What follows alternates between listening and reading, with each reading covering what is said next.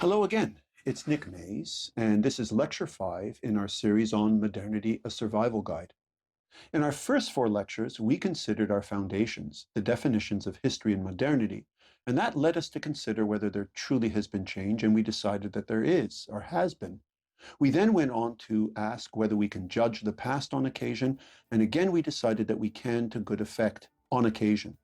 We reviewed the losses that we've sustained as a Western society and realized that these have been very significant. In this 5th lecture, I would like to examine the very challenging idea of assimilation.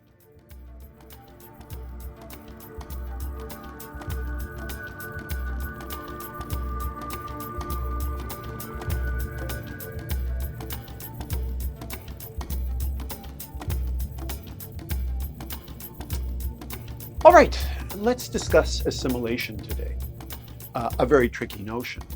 I say it's a tricky notion because traditionally what we've meant by assimilation is essentially non-whites and non-Westerners assimilating to the white Western perspective.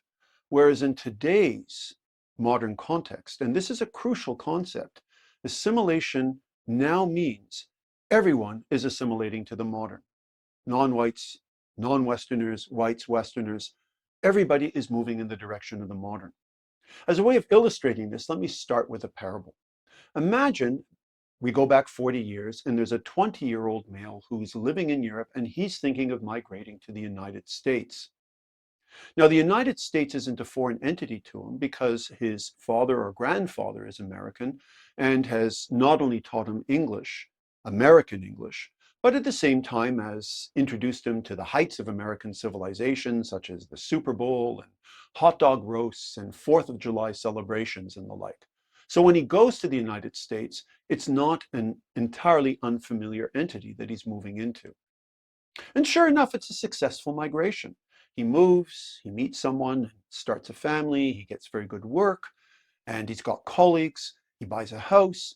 So that after 40 years, he's had a very successful life. Right? Occasionally, his children will make fun of him because he mispronounces a word or he brings in an old world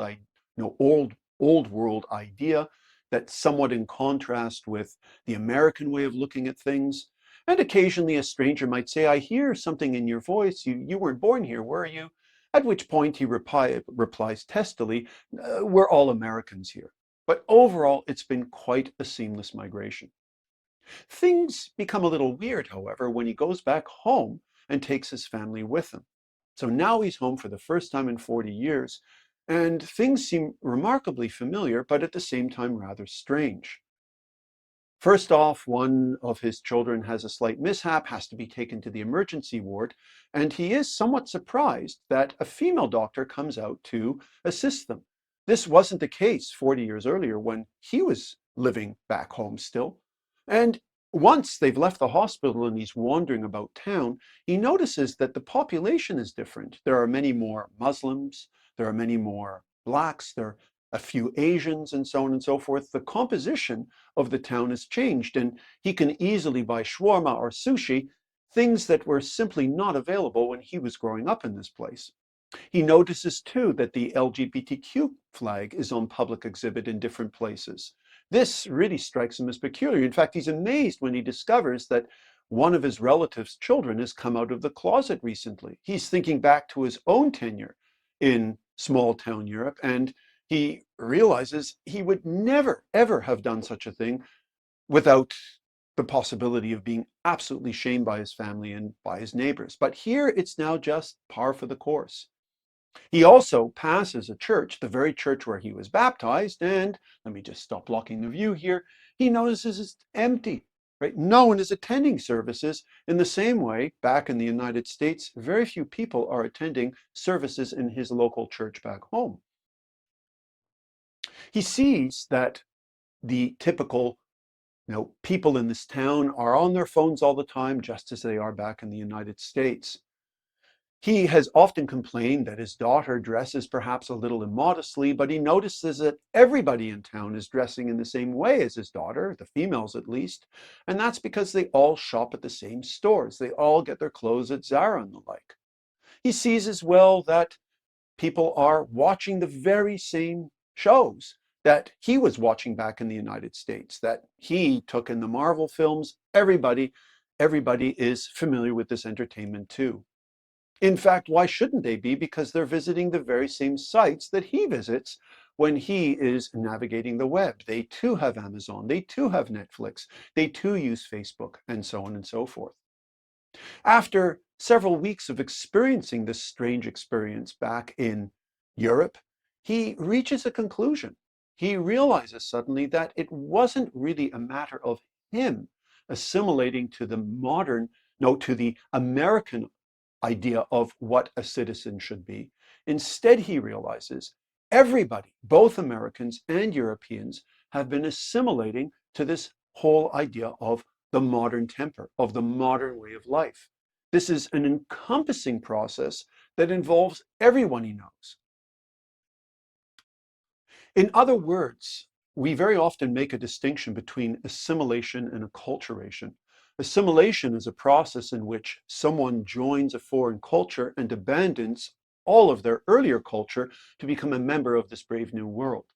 Acculturation is a more selective process where someone can join a new culture, can assimilate to or pick up on some attributes of that culture, but at the same time can retain crucial aspects of the original culture.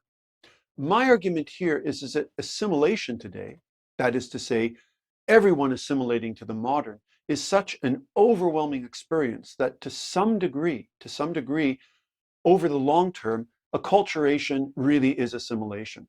That over time, it isn't a process of acculturation, it is a full process of assimilation, and everyone is answerable to it. This might seem a little over the top, but let's just take another parable. Let's go back to that crowd that we've examined. Let me just stop blocking the view for a moment. You'll remember that 1954 crowd that of Torontonians assembling to inaugurate the opening of the Toronto subway system. Let's pretend that one member of the crowd is this lady that you see over to the left. Right? So she was roughly 20 back then, and now she's an older woman in her 80s. This woman has witnessed all of the changes that that population as a whole was privy to. That is to say, she's seen the gay pride revolution take place, feminist rights take place, the the cessation of the Sunday laws, new technologies, and so on and so forth. And overall, she's absolutely thrilled. She is so pleased that the world has moved on and her granddaughter can work in any field she chooses to work in, that church attendance is no longer mandatory, that you've got abortion on demand, divorce on demand, and so on and so forth. So she's very, very pleased with the state of affairs in her contemporary hometown of Toronto. Things are a little complicated, however, when she interacts with her grandson. Right? She loves her grandson deeply, but at times she feels that they're from two absolutely different worlds. When her grandson sits down and plays with a video console, she can't believe that he would waste his time with this instead of reading a book or watching a movie. Right? When he works, she's just shocked to discover that he doesn't leave the security of his own home for the office. Instead, there he is sitting at his desk, putting in a full day's work, and he barely has to move from his apartment. Right? In fact, he is in his apartment. She just doesn't get this at all. She feels that he really isn't working unless he actually changes his circumstances. She is shocked to discover that he is dating people online. In fact, he's become romantically attached to one woman, but they haven't even yet met in person. Instead, they've had these fabulous conversations over the internet. And this just mystifies her. When she asks him what his plans are, he keeps saying that maybe one day he will have a family, but that his work must come first. And she finds this very peculiar. She would have thought that family was an absolute priority, and yet he's thinking, you know what, maybe I'll marry, maybe I won't, and if I do marry, maybe we'll have children, maybe we won't. She finds that very, very alienating.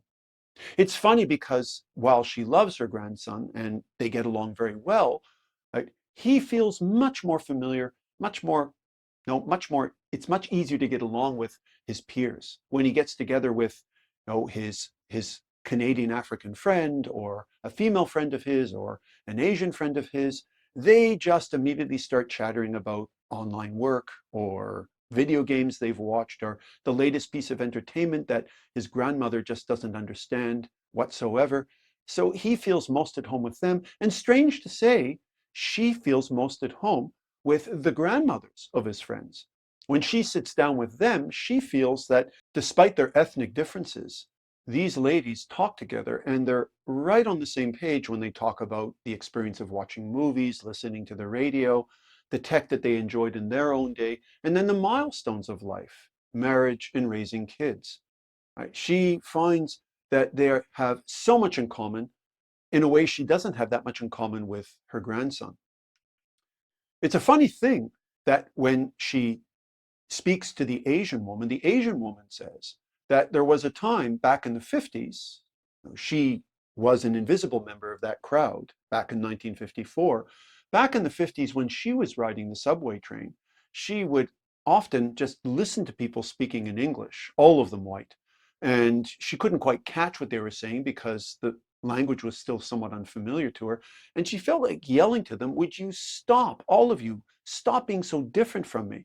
At which point, in her imagination, they would have said, hang on a second, you're the one who's out of sync here. You're the one who should stop. You're the one who should disembark if you're not going to get with this program. Strange to say, the grandmother, the Anglo grandmother, feels exactly the same way now in her hometown of Toronto. She feels at times when she gets on board the train and she hears so many people talking in so many different languages or sitting there on their phone and playing games and not reading newspapers. In other words, when she sees them acting so differently from the crowd she was used to, she feels like telling them, would you stop being so different? At what point they would tell her, if she were to make such a statement, hang on a second, we're not going to stop. You should stop because you're out of sync with us. If you don't like this, you should get off the train. Some of the more imaginative types might even tell her, listen, we understand you're at odds with us, but this train has many, many, many stops to make in future. And there's going to come a point where we are going to look around at the crowd that's metamorphosed around us, and we're going to tell them the same thing. Stop being so different. But guess what? They're going to tell us, you're the problem, right? If you can't get with the program, if you can't sync yourself, then you should get off the train. In other words, there is an assimilation process taking place there, and it's affecting everyone, not just those Asian and not just those non-white women we looked at, but the Anglo grandmother as well, and all subsequent populations. Now, I understand this whole idea that assimilation involves a movement of everyone to the modern. That strikes us as somewhat problematic. Three criticisms would come readily to mind. The first is that the modern was shaped in the West, and that Westerners and whites therefore have an easier time of assimilation than anyone else. And that's a very legitimate point, and let's look at it in just a moment.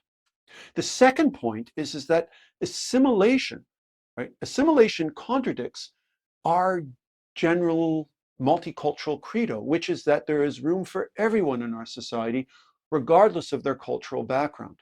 Am I saying that that's not the case if assimilation really means everyone is expected to assimilate to the modern? And the third point is that assimilation downplays, in my view, the way I'm expressing it, this whole idea of assimilation really being a question of everyone assimilating to the modern, I'm sneakily downplaying the idea of whiteness in much of this. And ultimately, there is going to be a power imbalance. Right? Ultimately, this involves the same old power imbalance that existed between whites and non-whites that has been going on for far too long. So all of these are very, very obvious contentions to what I'm saying. Let's deal with each one of them one by one. So the first one, this idea that whites and Westerners have an easy time of assimilating to the modern because modernity really is their possession. This is legitimate, and this is absolutely true. Right? There's no way one can get around this. The fact of the matter is that modernity is uniquely a creation of the West.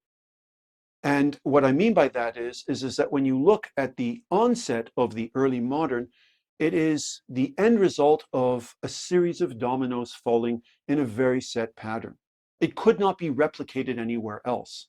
If you were to look around the world and you were to expect 100 years ago the modern to gradually start coming about in those areas, in isolation, so they've had no contact with the West. If we expected in parts of Africa or Asia modernity to spring up on its own, this is a false assumption.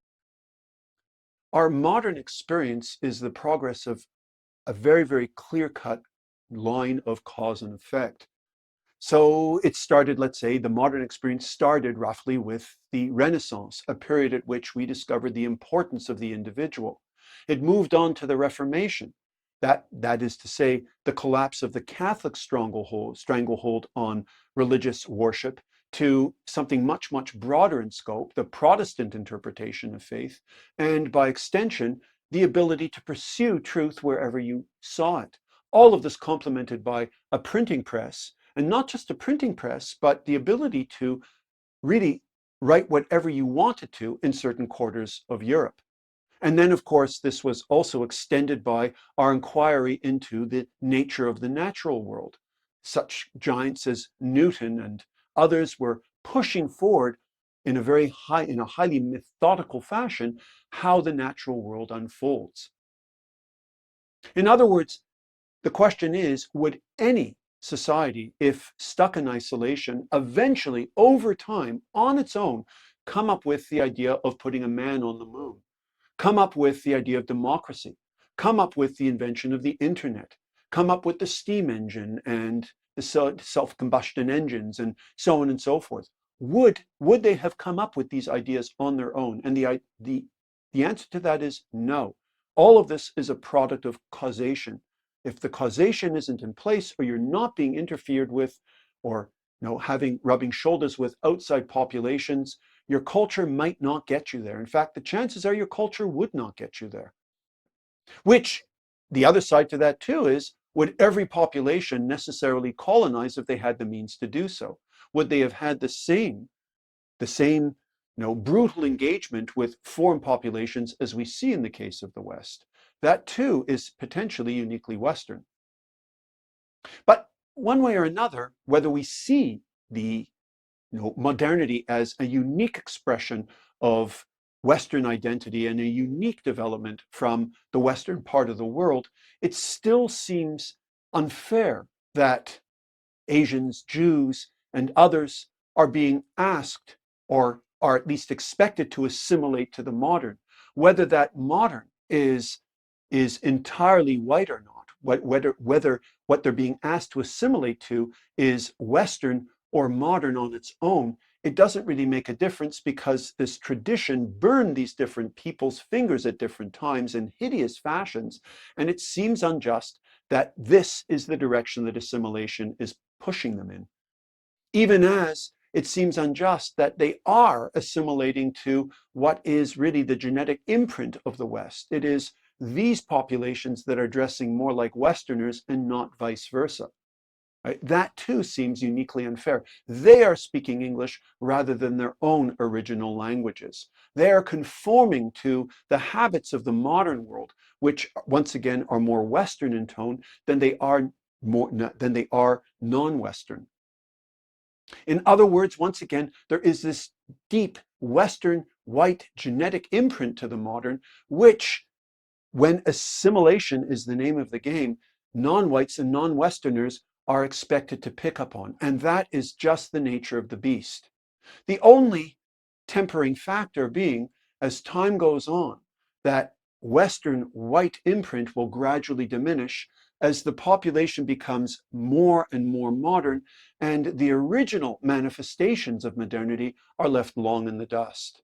So yes, you could speak of white privilege in the sense that the original cast of modernity was the white man's cast of modernity, but over time this is becoming the possession of modern people as a whole, and therefore that white Western imprint is going to become more and more of a distant memory. And of course, you could always just say, I don't believe you and I won't assimilate, because I don't think I'm assimilating to the modern. I am assimilating to some half-baked notion of Western and white, and I don't want to do that. You can take the back road. You can continue, right, with your own culture. The only problem is that as you take that back road, you are always going to be looking onto the superhighway where the future is embracing most of the population. And you will inevitably asking yourself, do I want to be part of this back road, or do I want to be part of that superhighway? There will be a price to pay if one continues on the back road with the essentials of one's original identity in place, right? More about this in our final lecture. All right, what about this second contention, that assimilation is ultimately a violation of our multicultural credo? That somehow one can expect everyone to assimilate to the modern, but at the same time, one can be true to this notion that people who aren't from the West can come to the West, and people who aren't white can come and mingle in this white society, and they can hang on to attributes of their original culture. Am I not saying to some degree that that's just a myth? In some ways I am. And multiculturalism to some degree was always a myth. First off, when people, non-Westerners and non-whites, came to Canada from the very onset of our multicultural policies, it was understood that yes, of course, they could hang on to various aspects of their culture, but not all aspects of their culture. So, for example, you could not practice polygamy here, even if your religion permitted it. You could not sacrifice animals, even if your religion permitted it. You could not possibly, engage in honor killings, even if your culture condoned it. And you could not possibly circumcise females, even if, once again, your culture and religion, saw this as an essential attribute of your way of being, right? In fact, I would even say that male circumcision might easily fall by the wayside as well down the road. Some Western societies have even said that wearing hallmarks of your religious identity was no longer going to be something that could be tolerated within the common space. And therefore, when you look at France and you look at Quebec here in Canada, the idea is that yes, you can hang on to some of your attributes in the public space and some other attributes in your private space, but advertising your religious affiliation to everyone in the common space, at least with respect to governmental offices, is out of the question. And therefore, if you were working in a hospital or a school and you want to wear your kippah as a Jew or your veil as a Muslim, this is simply out of the question. So already what we see is a certain set of limitations being placed upon your ability, if you're not from the West, your ability to practice your customs and your religion as you would have back home. On top of that, there's another element that will compromise this whole idea of multicultural identities, in the sense that very often people who move to Canada, well, they might decide they're actually going to intermarry. When you come to a multicultural society and a multi-ethnic society like Canada, you suddenly have members of traditional societies encountering people who are very different from themselves, not just culturally, but ethnically as well. And these people might be very tempted to actually marry outside the fold. Right? And our society, on the one hand, will say, yes, practice your culture, but it would by no means say, no, you're not allowed to make that migration from your culture to this new prospective romantic partner. So that in itself is actually going to work against the extension of one's multicultural identity, to the extent that your identity is based on maintaining some type of pure ethnic tie. At the same time, the type of technology and education that you're going to be exposed to in Canada is going to pull very, very hard at your ties to your culture. If suddenly you're studying computer science or physics or biology, and these rub very much up against the type of tenets that you grew up with respect to your notion of God and gender roles and so on and so forth, well, it could be that you're going to be pulled from your culture and you're going to be pushed in the direction of the modern. And when you get a job and you start climbing the ladder and you reach the top of the pyramid, or you wish to be at the top of the pyramid, the very schedule involved might violate with your ability to pray on a regular basis, to continue eating your traditional diet, to continue practicing your traditional holidays, and so on and so forth. In other words, over time, everyone who comes to our modern world is going to be subject to these different modern tests, and bit by bit, their traditional habits are going to fall by the wayside, whether the state favors multiculturalism or not. This was always the subtext in a highly changing society like our Western one, like our modern one. In other words, when we introduced this whole idea of multiculturalism, the assumption was we want to put something in place that will protect minorities from being infringed on unduly by the white population. But it really never was that. What we were really trying to do was, we were really trying to enable older populations, right? Older populations from having to be encroached on by new methods.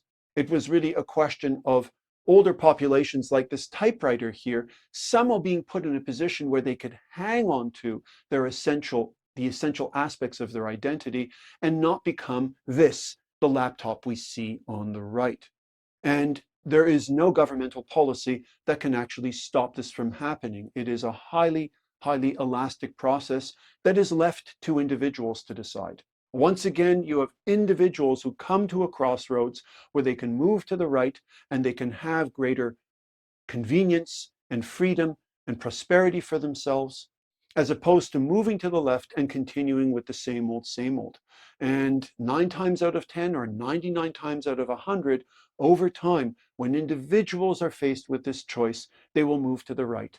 And there's nothing we can do to stop this. It has nothing to do with multiculturalism whatsoever. What about our third contention? That is to say that ultimately we're really downplaying this notion of whiteness and putting in place this idea of modernity, and that's absolutely false. Assimilation is still to the white man's ways, essentially. And this involves something of a secret power play. Not only are we really saying that people are assimilating to whiteness and not to the modern way, but we're also secretly hoping that the power that formerly was in the hands of the white population will continue to remain in the hands of the white population. This too is an objection that has been thrown forth by critics. Let's deal with it. Before we throw ourselves into it, why don't we discuss first this whole idea of the common space? When we look at that picture on the right, once again, of that crowd in 1954, the common space and the culture that reinforced it was of a white, heterosexual, male Christian creation. Everybody who was going to comfortably navigate the common space would have to buy into this idea that men called the shots, that Christianity was the overarching religion that defined the public space, and that whiteness was ultimately the ideal that people would have to try and live up to. As opposed to the common space today, where, of course, the common space consists of many people who aren't originally from the West, and many people who are no longer white. And of course, they come to the table now with an expectation that the common culture is going to really be based on this whole notion of women being able to choose for themselves, minorities being able to choose for themselves, and of course, gay people being able to choose for themselves as well. So we see two very different notions of the common space. The common space in my hometown, and that would probably be true of every Western city at large, it has changed remarkably over the last 60 years. We have to ask ourselves, what are the advantages of having a viable common space? And by common space, I mean the space that everyone navigates with an optimal amount of comfort and freedom. What is the value of having such a space? Well, the gains, it seems to me, are pretty obvious. First off, you have everyone cooperating as a way of making sure that that space is maximally comfortable for all, that you don't have too many people falling by the wayside. But of course, when I say maximally comfortable, that means some degree of compromise. It is also a public space in which you have full equality before the law, so that if you are Black or Asian or white or male or female or gay, when it comes to facing a justice of the peace or it comes to going to a hospital and expecting services, no one is going to be preferred over anyone else. At the same time, there are comprehensive benefits, and these benefits apply to everyone. Everyone pays taxes, but everyone at the same time receives, let's say, the baby bonus if they have children, right? Or some type of social assistance if they happen to fall through the cracks at one point or another. There are minimal divisions. A white person is not allowed to in any way lord it over anyone who is non-white any more than someone from India is able to lord it over a lower member of his caste, or someone from non-Western country where women are regarded as second-class citizens is allowed to lord it over women in this common space here in the modern world, right? There is a commonality of purpose as well. We all work to further these different goals and to further our collective material prosperity. And everyone, of course, values the stability of this common space. We don't want cracks to the common space coming about, because if they come about, everyone is going to pay a price. And of course, the losses are just the opposite. You have constant infighting taking place in a common space between the many, many different divisions, not just white and black, but many other divisions, male and female, Muslim and Christian, Muslim, and so on and so forth, that could make the common space ungovernable. Right? Grievances could come up, historical grievances, dating back 100 years, 500 years, 600 years, that could set people once again at each other's throats. And you could, in a malfunctioning common space, have a real disparity of service, where certain people could apply for service and they could be told, you're not of the right kind, or you haven't paid the right type of fee, that is to say, you haven't bribed me to a certain degree, or there simply isn't enough to go around and I'm going to reserve it for my own people first. This would be a total collapse of the common space. And who would pay a price for the collapse of the common space? Society's most vulnerable. Therefore, when we think of the common space, the modern common space, and the culture and values that promote this modern common space, we have to ask ourselves, how can we make it as healthful as possible? And of course, one further point is, it's not just that when you compare the 1954's population with the population today, that you have more Muslims in the mix and more Jews in the mix, et cetera, et cetera. We have micro variations as well. We have not just Muslims in the mix now to a much greater degree, but we have variations of Muslims, just as we have variations of Jews and variations of Hindus. And we have to make sure, absolutely sure, that these variations don't fight among each other with the type of viciousness that they might in a different non-modern context.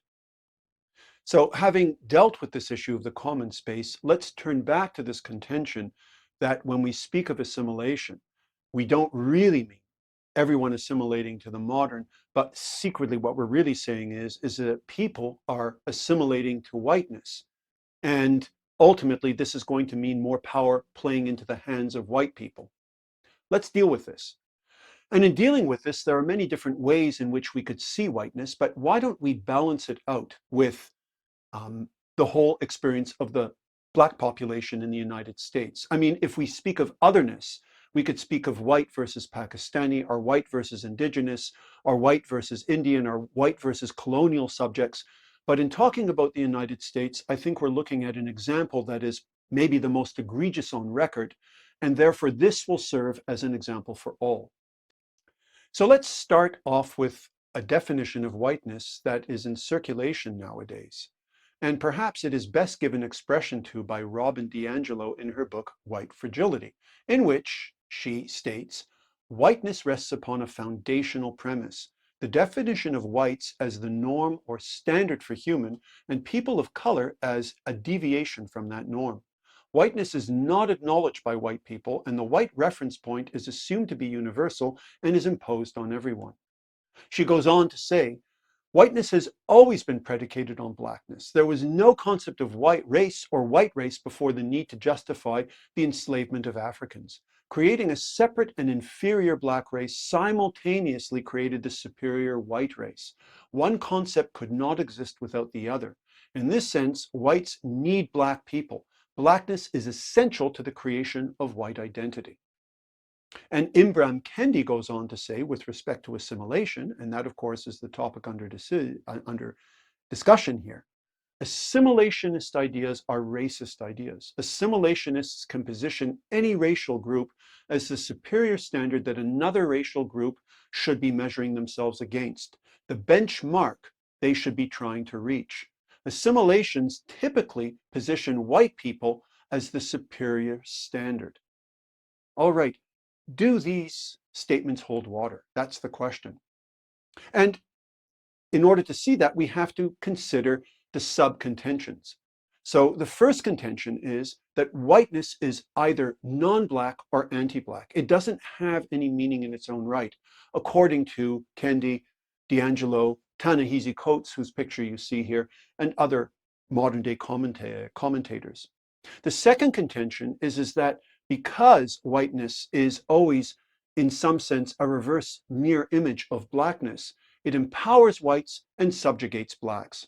And the third sub-contention is that whiteness, therefore, and not modernity, is assimilation's goal. That I am absolutely wrong in this lecture where I insist that assimilation today means everyone assimilating to the modern.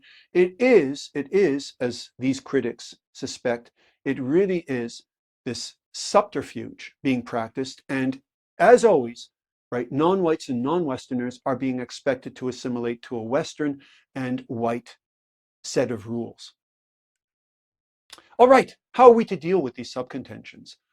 Why don't we take the first one, that whiteness really is the mirror image of blackness, and it really either means one is either non-white or one is, non-black or anti-black. This doesn't hold water. First off, if you take a look at the early history of white people, for want of a better term, and you look at ancient Greece, or you look at the unfolding of the Roman Empire, there are many instances when Greeks and Romans had encounters with populations that were non-white, but the divide between them wasn't necessarily one of superiority versus inferiority. If there was any degree of superiority, it would be with respect to the type of civilization one enjoyed, and not to the color of one's skin.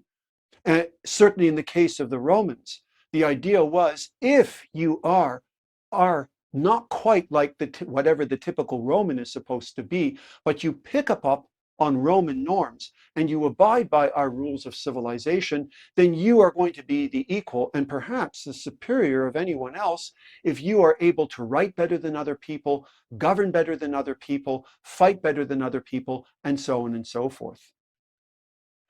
And when one thinks of the unfolding of European history in later times, we have to understand that so much of it took place in a vacuum without any reference whatsoever to blackness or the black population or to the other. Europeans were fighting wars within their own European theater. And yes, they were conscious of the fact that they were white, but it just seemed to have no bearing on anything outside the orbit in which these wars were being conducted. And the same was true when they developed their governmental features. These were not developed in any context outside this European/white context. And when they worshipped or they built these magnificent structures, Notre Dame and the like, or Bach was composing his glorious oratorios, right? This was done once again in a vacuum in which white people/European people were following the track where it led them, with no reference whatsoever regarding superiority or inferiority to populations outside Western and white norms. This was true when they developed their industry, when they built their modern cities, when Newton discovered gravity, and so on and so forth. This idea that somehow at the very heart of the Western identity, the European identity, and yes, the white identity, there was always this need for some other against which you would define yourself vis-a-vis your inferiority or superiority, is simply not there. It is simply vacant. In other words, right, what D'Angelo and Kendi and Ta-Nehisi Coates and others are proposing is that whiteness is a static quality, that it is never changed. If you look at whiteness 1,000 years ago, 2,000 years ago, or you look at it today, it has remained exactly the same. It is always posited on this notion that one is either anti-Black or non-Black. And that might have been one of its hallmarks 150 years ago in the United States. But this notion of whiteness is really time-bound and simply does not apply to attitudes today. And if you assume it applies to attitudes today, then you are really pushed into a corner because you will not be able to explain how it is we moved from then to now. If you assume that whiteness is the static quality in which whites are always thinking themselves as non-Blacks or anti-Black, then how is it that these whites actually put a Black man in the White House and ended slavery and ended the Jim Crow laws and brought about white rights and so on and so forth? You would have to say if whiteness is a static quality holding true for all time, that the people you see here, right, a Gloria Steinem and a Ben Gurion and a Richard Feynman and a Mr. Rogers and a Mother Teresa and Machine Gun Kelly, right? That their attitude with respect to the Black man is something that is constrained by their white complexion and nothing else. It has nothing to do with their time frame, nothing to do with their culture, nothing to do with their upbringing, nothing to do with their own personal growth and their own sense of commitment to the world. It is locked in place, and therefore a Mr. Rogers is going to see Black people ultimately in the same way a Machine Gun Kelly did, or a racist from 150 years earlier. This clearly is shooting wide of the mark. You would also have to say that all Western countries would see Black people in the same way, or otherness in the same way, and that the history of the United States is essentially no different from the history of Sweden and France and Holland and other such countries, either actually or potentially, because white people are construed to see Black people in a certain way for all time. Utter nonsense, once again. And of course, you would have to explain how it is a white-bound population, and by bound I mean a population that is absolutely constrained to see the Black man as other and as inferior, and himself as either opposed to that other or just simply not that other. Why is it that they would change their immigration habits so that the white population over time is going to become a minority in a country like the United States? You would simply not see such change if this definition were so static. What about the second contention, that with this notion of whiteness being so static, it means that the Black population is going to be forever impoverished and subjugated by this white population? Once again, this is almost a childish argument. One can look at people like Mr. Harris and Kamala Harris, right, and Lloyd Austin and Oprah Winfrey and Ta-Nehisi Coates himself, as well as President Obama, and one can realize that in this new definition of whiteness, in this new common space in which the old attributes of whiteness have given rise to a modern sense of what it is to be white and what it is to be a citizen, they have opened up avenues, fantastic avenues, for all of these individuals. How else could you explain these people becoming billionaires, becoming the head of government or the head of the military? To say that whiteness is static and therefore there is mere subjugation is to almost push to one side the changes that have come about to the public space, common space, and the changes that have come about for the prospects of Black people who have real intelligence and gumption and strategy and qualities and so on and so forth. Again, it is almost a childish argument and one that we can easily dispense with. What about this third contention, that when I speak of assimilation as a process whereby everyone assimilates to the modern, I'm really practicing a dodge. I really am still saying that assimilation involves non-whites and non-Westerners assimilating to a white and Western perspective. Well, why don't we just think back to the losses that we discussed in the previous lecture? At one time, it is true that the common space belonged to white people, and when we think of behaviors and values appropriate to that common space, they were described in canonical texts like Pride and Prejudice or Huckleberry Finn or Alice in Wonderland and the like.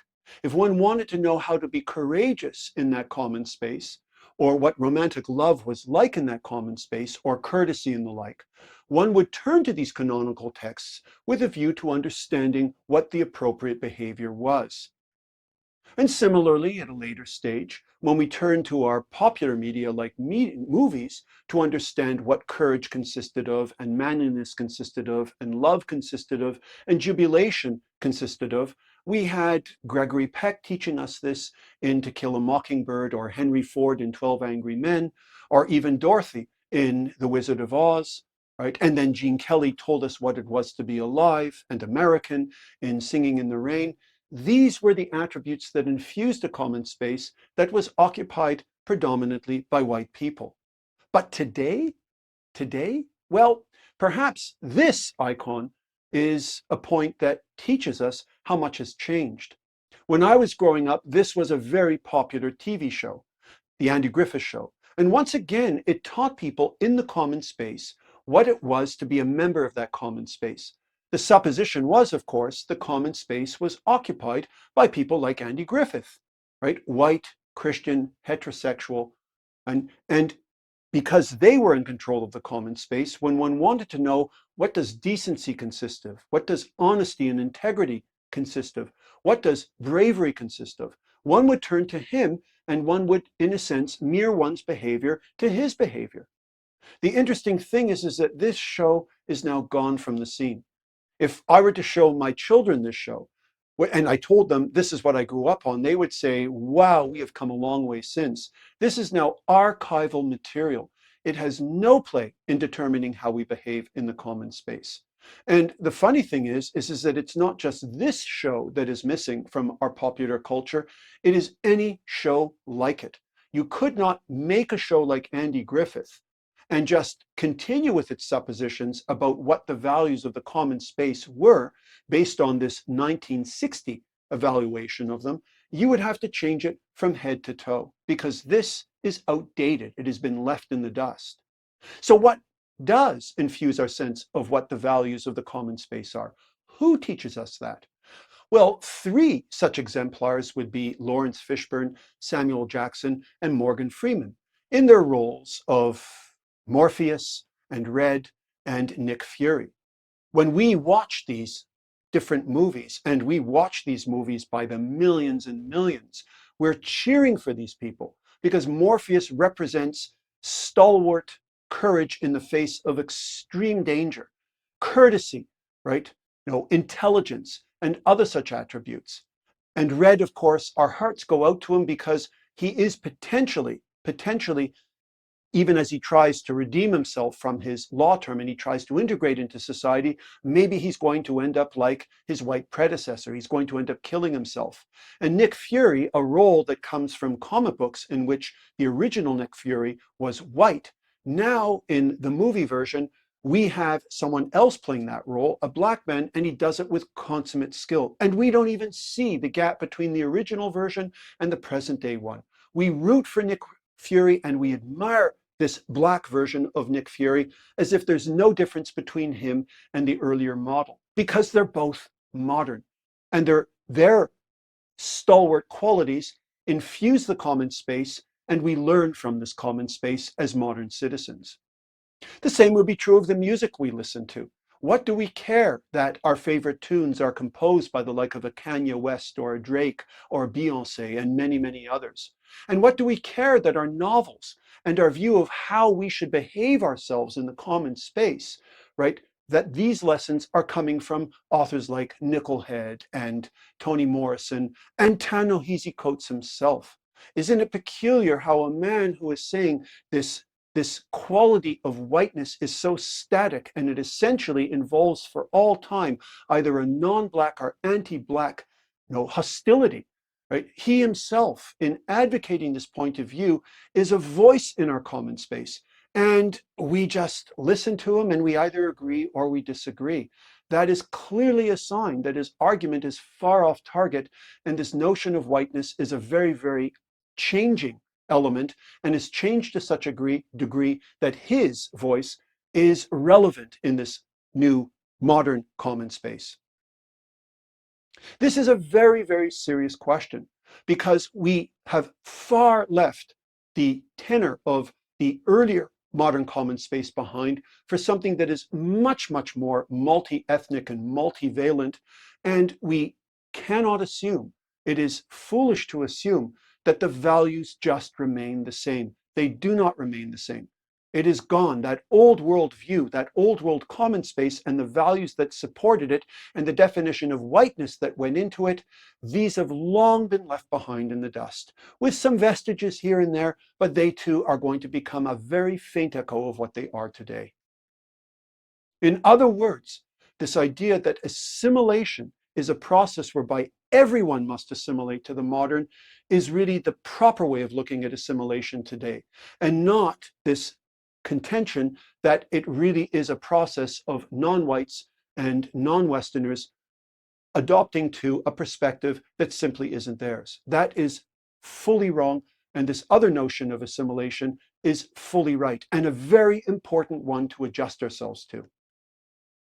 Because if you don't believe this to be the case, because if you believe that once again this is an act of trickery on my part, and assimilation really is a matter of non-Westerners and non-whites, adopting to the white perspective, one has to answer the following questions.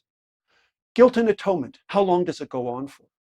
It is absolutely true. You go back 200 years and you had African Americans being enslaved by white people, and it was just disgusting.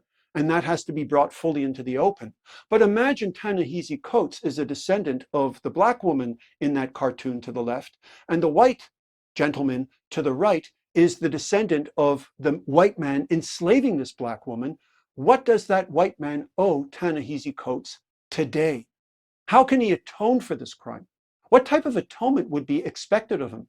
It could be from a matter of, from the perspective of justice, you could answer a great deal is expected of him. He must atone and truly atone, and he must pay compensation of some type or another to that black woman's descendant, Ta-Nehisi Coates. But is that feasible?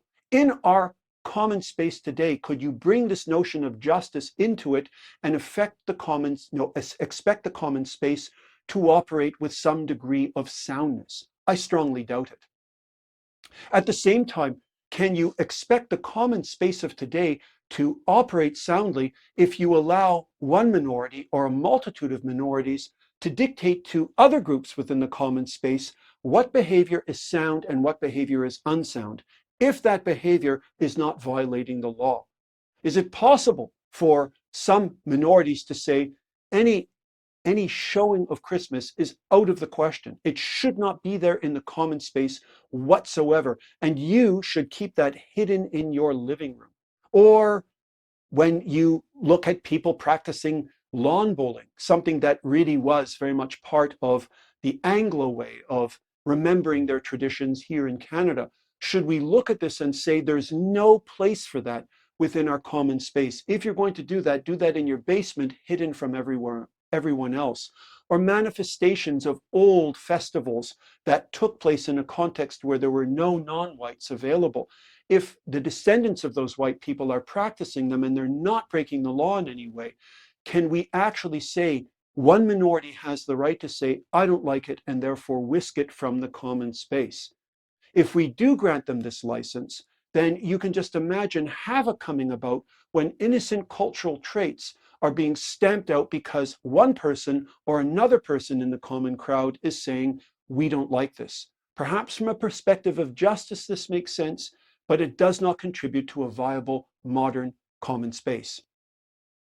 And again, are we going to allow one minority or a couple of minorities to determine what is sound and unsound within the common space with respect to characters like George Washington or Thomas Jefferson or even Egerton Ryerson, who recently came under attack because, in spite of his own championing of public education in Canada, he was very mildly involved in the residential school system here, which most commentators would say were a disgrace. But because of his mild involvement in this experiment, should he be utterly removed from the common space for all the good that he achieved because of the vice that he happened to be partly a part of, right? And then texts. We can look at texts as well. To Kill a Mockingbird and The Adventures of Huckleberry Finn and The Catcher in the Rye. Are we going to allow subsets of society to say no room for those texts in the common space because they use the N-word, or because they have vestiges of racism attached to them, or because a Christian says, I don't like the presence of the F word in Catcher in the Rye, or a Christian says of Harry Potter, I don't like the idea that witchcraft is being mentioned, or perhaps a Muslim saying, a devout one, I don't like the notion of a female character being able to determine her own future in life in complete defiance of her male relations and male society as a whole. Who gets to determine the sound and unsound? If we say anyone does, this leads once again to a fully unviable common modern space. And of course, the same is true of appropriation. Can we actually say of any group, you are not allowed to wear costumes or dress your hair or use words or pick up bodies of song and or snatches from a poem and put them to your own use? You cannot experiment in the arts unless you stick to your own narrow track. You can say this, and there might be justice in an ideal world for this idea of what art consists of. But from a practical point of view, from a point of view of practicing the arts and communicating within the modern common space, this idea will sabotage it out and out. It will cause any notion of experimentation within the arts to fall flat on its face. And therefore, once again, it is unworkable, even if you could say in some sense it is just. Look at these professions here, right? Physicist working at the CERN facility in Switzerland, or two pilots who are out to fly a 747 or a 787, or someone performing brain surgery, or someone sitting on a Supreme Court of the United States or Canada. These are jobs that require meticulous skill and dedication and discipline. Are we to say in our modern space, once again, based on old assumptions of whiteness, that you can't move into those fields if you've got the right stuff and the right stuff alone, but instead your ability to move forward will be based upon a checklist of different categories you are able to claim for yourself.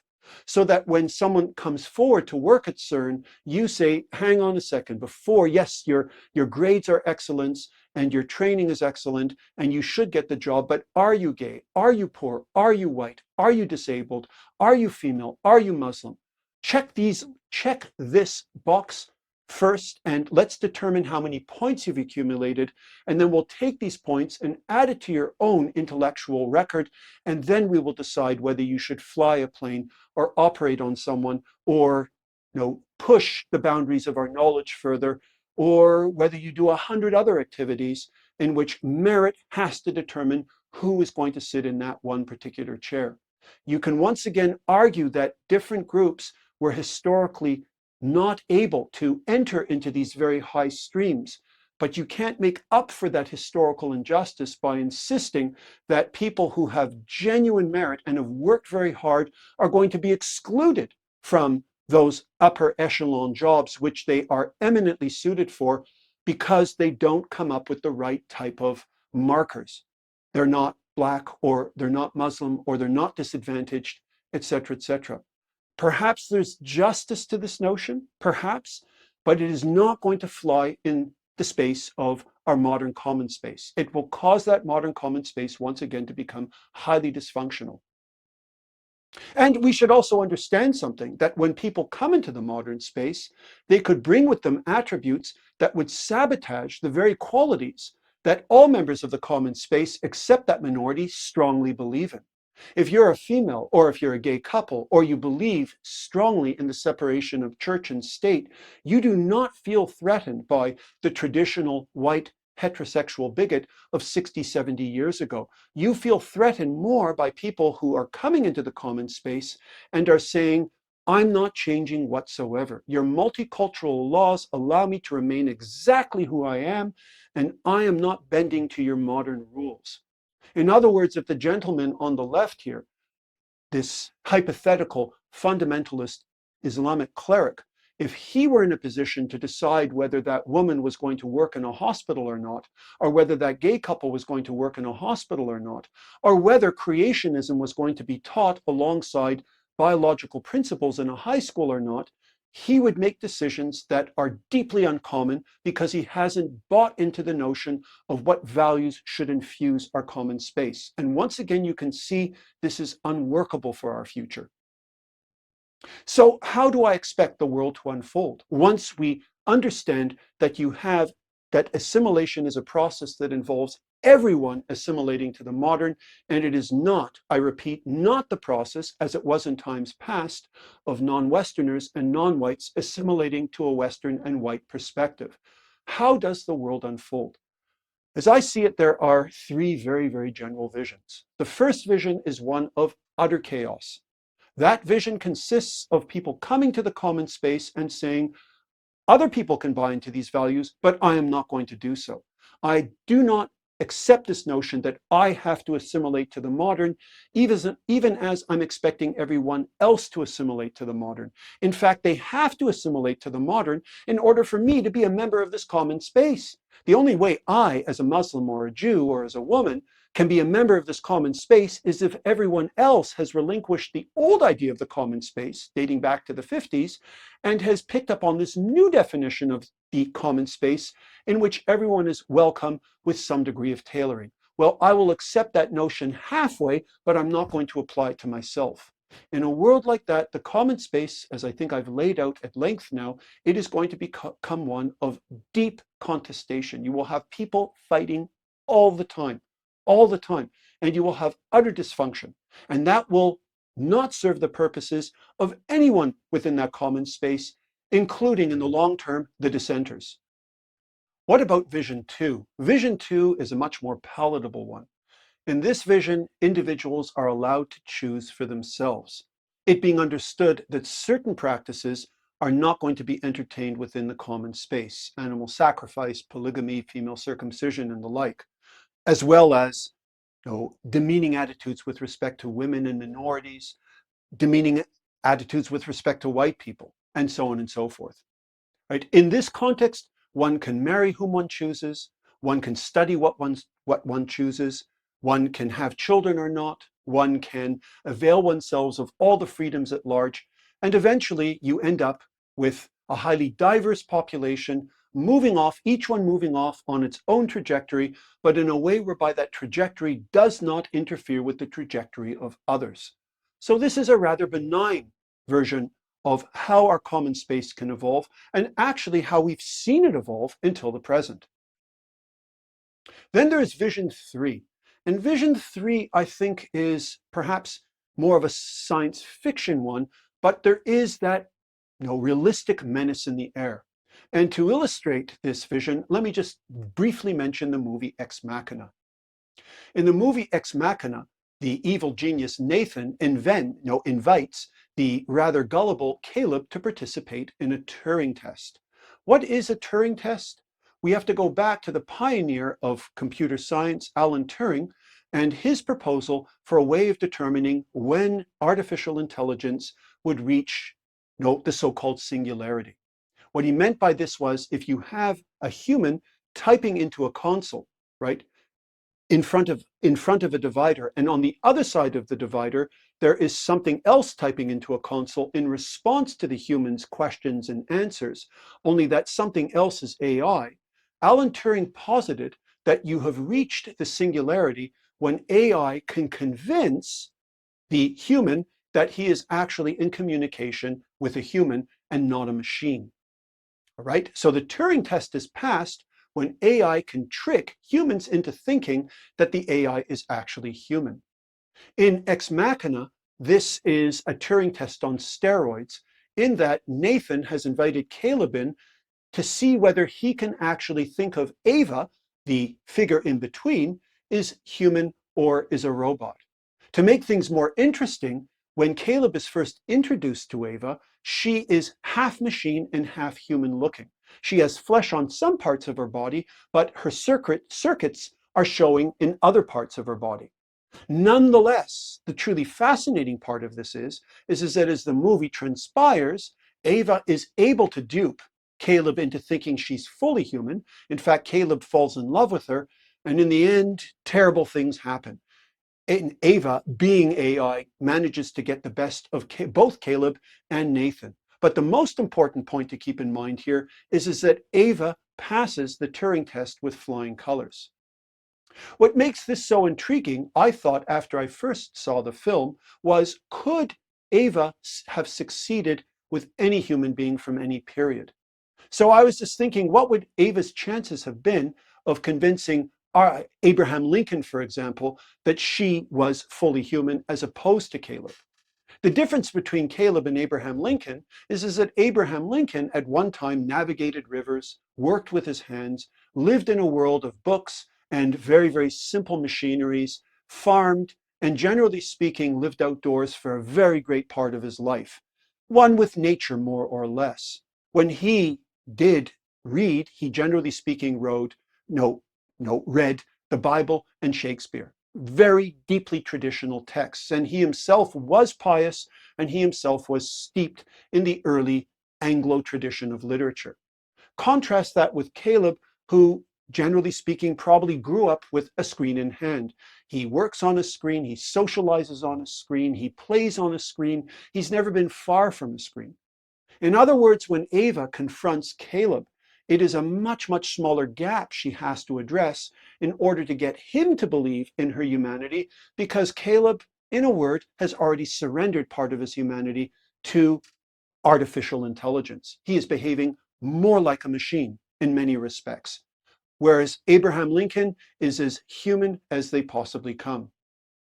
In fact, at the very end of the movie, when Ava escapes this island and ends up hanging out with humans in the mainstream of society, she looks almost identical to them. You get the idea at the end of the film, she will blend in perfectly, because humans and robots, well, perhaps the human has become a little more, no, the AI has become a little more human, and the human has become a little more AI, a little more robotic, a little more mechanical.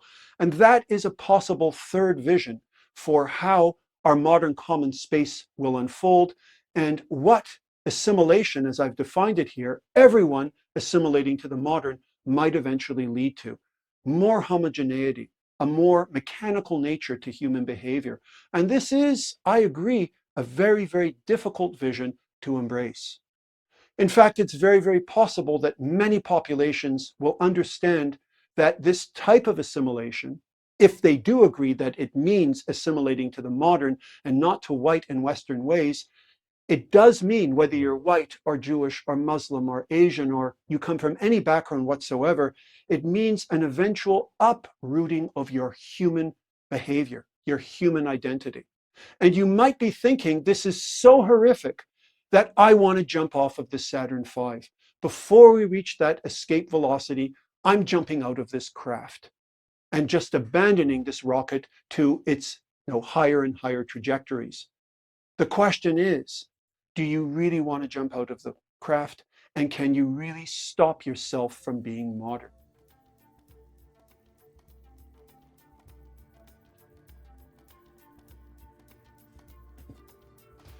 Phew, that was difficult. But I hope we now see that assimilation really means everyone is assimilating to the modern, rather than the old model in which we have non-whites and non-Westerners assimilating to white and Western society. With this in hand, I would like to examine in our next lecture this troubling question, whether we can stop being modern if we choose to do so.